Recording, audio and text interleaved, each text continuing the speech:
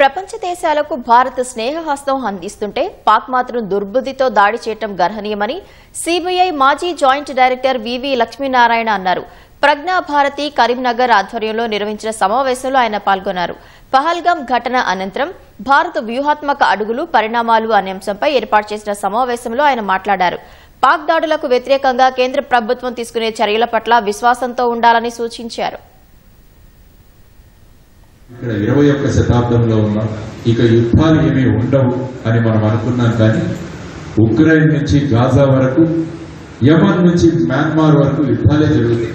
కాబట్టి ఇటువంటి పరిస్థితులలో భారతదేశం ఆర్థిక వ్యవస్థగా ముందుకు దూసుకు వెళ్ళిపోతున్న సందర్భంలో ఏం చెయ్యాలి అన్నది ఆచితూచి నిర్ణయిస్తున్నారు ప్రభుత్వం.